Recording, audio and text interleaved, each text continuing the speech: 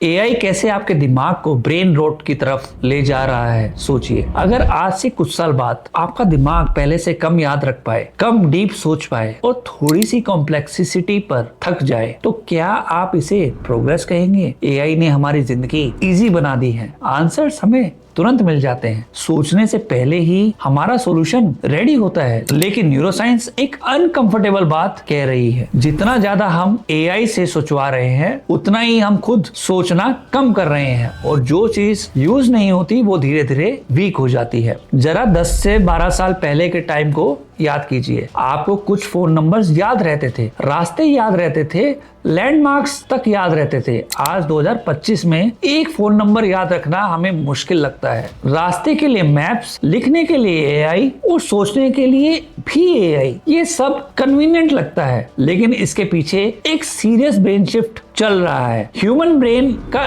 एक simple rule होता है, यूज इट और लूज इट। जो न्यूरल सर्किट्स आप रेगुलरली यूज करते हो वो स्ट्रॉन्ग बनते जाते हैं और जो न्यूरल सर्किट आप यूज नहीं करते वो धीरे धीरे वीक होते जाते हैं। सोचना, कंफ्यूज होना, गलती करना, फिर सॉल्यूशंस तक पहुंचना, ये सब ब्रेन की एक ट्रेनिंग है। एआई इस पूरे स्ट्रगल को स्किप कर देता है। आंसर मिल गया, प्रोसेस गायब। शॉर्ट टर्म में ये कंफर्ट है, लॉन्ग टर्म में ये कॉग्निटिव वीकनिंग है। साइकेट्री में इस प्रोसेस को कॉग्निटिव ऑफलोडिंग कहा जाता है। मतलब हम अपनी थिंकिंग का काम बाहर के सिस्टम्स को दे देते हैं। फोन नंबर्स के लिए हम फोन को काम दे देते हैं, डायरेक्शंस के लिए गूगल मैप्स को दे देते हैं, राइटिंग के लिए भी हम अपना काम राइटिंग एआई टूल्स को दे देते हैं और अब थिंकिंग भी हमने एआई टूल्स को दे दी। प्रॉब्लम ये नहीं कि एआई मदद कर रहा है, प्रॉब्लम ये है कि एआई रिप्लेस कर रहा है। और जब थिंकिंग रिप्लेस होती है तो जो हमारे माइंड की थिंकिंग मसल्स हैं वो भी वीक हो जाती है। रीसेंट साइंटिफिक ऑब्जर्वेशन ये दिखाती है कि जब लोग एआई के थ्रू कॉम्प्लेक्स टास्क कंप्लीट करते हैं तो उनका एक्टिव ब्रेन एंगेजमेंट कम होता है। लोग काम कर लेते हैं, लेकिन जब उनसे पूछा जाता है कि उन्होंने लिखा क्या, उन्होंने क्या काम किया,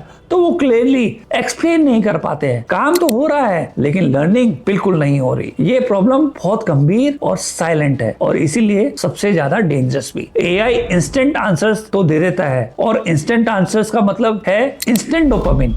ब्रेन को रिवॉर्ड मिलता है बिना किसी एफर्ट के। धीरे धीरे ब्रेन एफर्ट करना अवॉइड करना सीख लेता है। इसका रिजल्ट ये होता है कि डीप रीडिंग बोरिंग लगने लगती है, कॉम्प्लेक्स थिंकिंग एग्जॉस्टिंग लगती है और पेशेंस धीरे धीरे कम हो जाते हैं। ब्रेन स्टिमुलेटेड लगता है लेकिन एक्चुअली वो अंडर ट्रेन होता है। इसी कंडीशंस को आज लोग ब्रेन रोट कह रहे हैं। कुछ लोग कहते हैं कि हर नई टेक्नोलॉजी के साथ यही डर होता है। बुक्स के टाइम पर भी कहा गया था कि मेमोरी खराब हो जाएगी, कैलकुलेटर्स के टाइम पर भी कहा गया था कि मैथ स्किल्स खत्म हो जाएंगे।